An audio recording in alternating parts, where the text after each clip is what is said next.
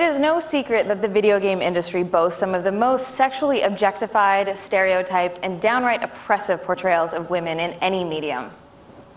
So with that in mind, I decided to launch a fundraising campaign on the crowdfunding website Kickstarter, where I would create a series of videos to look specifically at the way women are represented in video games.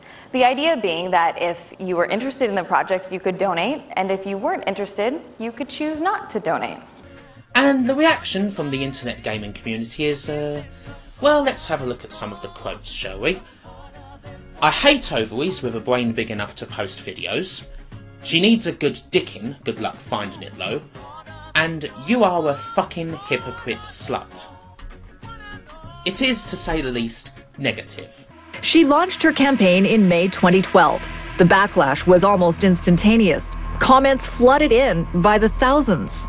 The most vile, misogynist, sexist, and frankly racist comments. I got threats of death, threats of violence, threats of rape. It was really intense. I have a hard time even hearing the words, "I hope you get raped tonight." Yeah. And you should. The harassment escalated when Anita's Wikipedia page was vandalized with pornographic images. Attempts were made to hack her website, and threats were made against her personal safety. I should note here that the majority of the videos from which I have constructed this series came in the wake of this Kickstarter incident. Although this incident reached a level which is not the norm, it does say quite a bit about the status quo of the internet. Now, I'm a pop culture critic, I am a feminist, and I'm a woman. And I'm all of these things openly on the internet. So I'm no stranger to some level of sexist backlash. I've sadly gotten used to sexist slurs and sexist insults, usually involving kitchens and sandwiches. But what happened this time was a little bit different. I found myself the target of a massive online hate campaign. Having been a YouTube video blogger for over 6 years, and having subscribed to hundreds of video bloggers, allow me to share 2 thoughts on women in video blogging. First, in my experience, women are underrepresented as video bloggers.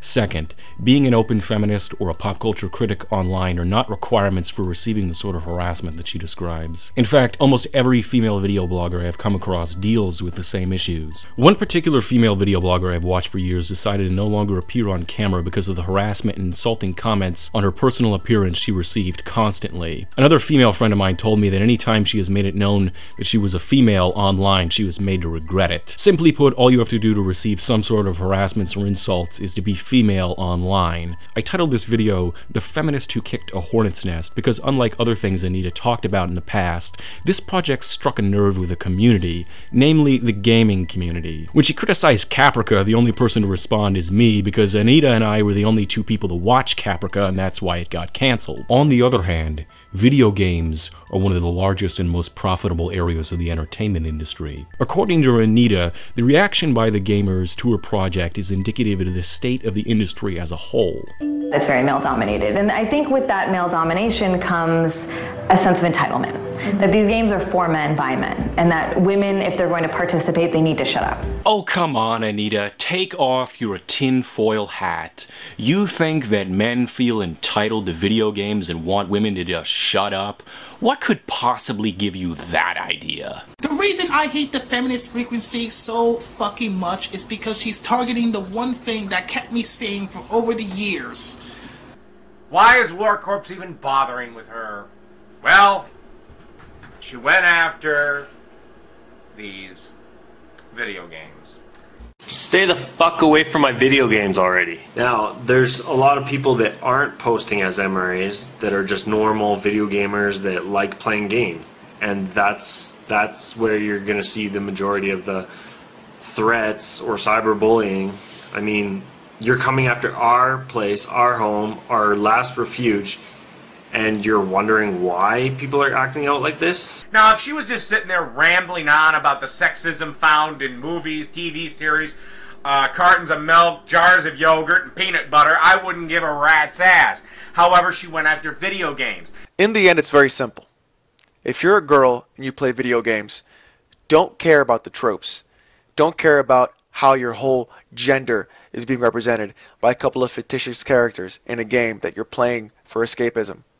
Don't care about what some woman named Anita Sarkeesian says about this character in the game and how she feels that you are being represented, not how you represent yourself. All you gotta do is play the games you enjoy and just have fun. Apparently the way that men actually speak and behave gave you that idea. Who'da thunk it? In the wake of this massive backlash against Feminist Frequency came a residual backlash over how she handled the trolls. The consensus seemed to be that publicizing people's behavior on the internet violates the rules of the internet. Let's hear what some of the troll apologists have to say. Why are you getting offended by shit online? It's online. It's the fucking internet. People go on here on purpose to troll and say outrageous shit to get reactions out of you. Nobody's going to rape or kill her. If they were going to do it, they wouldn't post a thread online that could be traced back to them.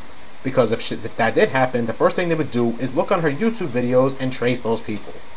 Wait, if people don't get offended, then what would be the point of trolling? It's interesting how quickly people rush to defend behavior which is ultimately petty and hateful. It's one thing to accept that given the structure of the internet, there is little that we can do about things like trolling. It's quite another to make excuses for the trolls. She brought that shit on herself on purpose by exposing her real name and face and making a stupid request based on videos that most people think are stupid. That's why there's a problem. She needs to get some thicker skin. There's no need to moderate your videos like that. They're words on a screen. Oh yes, the blame the victim argument. Well, these people say things online that they wouldn't say in real life. No kidding. We can't say anything in real life because we're too politically correct. And I'm not going to say this stuff in real life at work because I'll lose my job. And I would rather not say anything than to be homeless. This reminds me of a graphic. The internet as a haven for people's most offensive opinions seems to be what's at stake for some people here. Stephen Toulouse used to be the sheriff of the gaming world, policing the internet as director of policy and enforcement for Microsoft's Xbox Live. Stephen saw the worst of gaming behavior. I've spent a lot of time trying to understand why people behave badly online. Well, the first is audience. They have an audience, a worldwide audience. The second is they have anonymity, or at least a measure of anonymity that prevents the third thing, which is consequences. They don't really have a lot of consequences. It's just that the problem is when you have 40 million people, you know, that vocal minority can be comprised of 1 million people. It doesn't tend to be, you know, slightly over the line. It tends to be extremely over the line. Notice it's always the jerk who says it's part of the game. I particularly love that line. It bears repeating. Notice it's always the jerk who says it's part of the game. Most people recognize that trolling is attention-seeking behavior. So what type of game is this? Well, it's fundamentally a social one. Now, we don't usually think of online harassment as a social activity, but we do know from the strategies and tactics that they used that they were not working alone, that they were actually loosely coordinating with one another. This social component is a powerful motivating factor that works to provide incentives for players to participate, or perpetrators rather, to participate, and to actually escalate the attacks by earning the praise and approval of their peers. We can kind of think of this as an informal reward system, where players earn internet points for increasingly brazen and abusive attacks. Then they would document these attacks and they would bring them back to the message boards as evidence to show off to each other, kind of like trophies or achievements. It should be noted here that the vast majority of video responses to Feminist Frequency occurred after her Kickstarter campaign.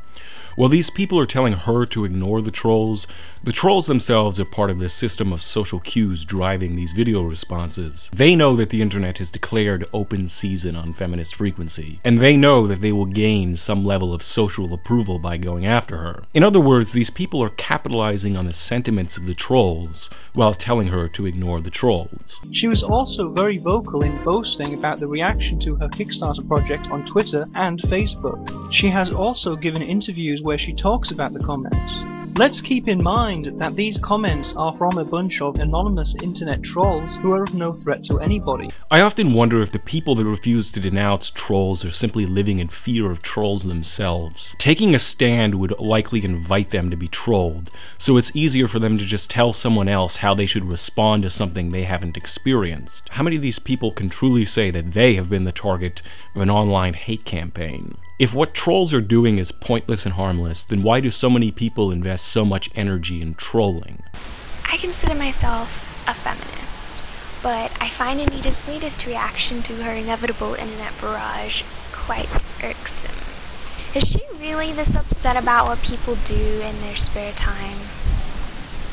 Or is she trying to garner more sympathy to her cause? Maybe she's actually offended by the photo manipulations and the rape comics and so forth. In that case, she clearly hasn't been around the internet that long.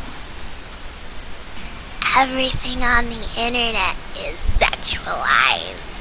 Image meme harassment? It's free speech, and they're communicating that they don't find your argument worthy of a serious rebuttal. That's one interpretation. Another interpretation would be that they are not capable of making a serious rebuttal and thus resort to childish tactics. He continues with, The games are not meant as a threat. They're not meant to intimidate. He goes on to say he was criticizing your project as a person in the media. To make a game to beat me up and then hide behind this idea of we're just trying to have a conversation, I mean, I don't think anyone would buy that, or anyone would think that that was an acceptable form of communication. The author Jaron Lanier has a brilliant but all too brief examination of the dynamics of trolling in his book, You Are Not a Gadget. As he points out, communication online often descends in being driven by a pack or mob mentality. Lanier says, if you join the pack, then you join the collective ritual hatred. Making a game punching someone in the face isn't really communicating anything. It's just part of the internet's collective ritual hatred. So, we have this general structure of a social game, right? We have the players, we have the villain, we have the battlefield, we have, this informal reward system. But the thing is, it's not a game. It's an overt display of angry misogyny on a massive scale. It's not just boys being boys. It's not just how the internet works. And it's not just going to go away if we ignore it. It's really not a game. So what is it then?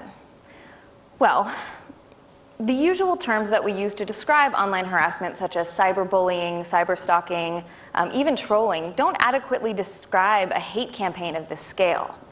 What happened to me, and sadly to other women as well, can best be described as a cyber mob. And whether it's a cyber mob or a handful of hateful comments, the end result is maintaining and reinforcing and normalizing a culture of sexism, where men who harass are supported by their peers and rewarded for their sexist attitudes and behaviors, and where women are silenced, marginalized, and excluded from full participation. A boys' club means no girls allowed. And how do they keep women and girls out? Just like this, by creating an environment that is too toxic and hostile to endure. The pseudo-reality in the internet is treated by many people like a game, especially when it's convenient for them. Trolls poison the well of conversation and drown out the people who have more reasonable criticisms, or are generally less of an asshole. Trolls cause some people to retreat within the security of disabled comments and tuning out dissent, while blocking out other people's opportunities to speak.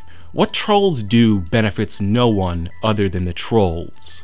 The trolls only manage to prove to everyone that sexism in gaming is indeed a huge problem. So what does that have to do with gaming? What do those comments have anything to do with gaming, really? That doesn't prove anything. Like, where's your logic in that? Sexist gamers left hateful comments on her videos which pointed out sexism in gaming. That's what it has to do with gaming.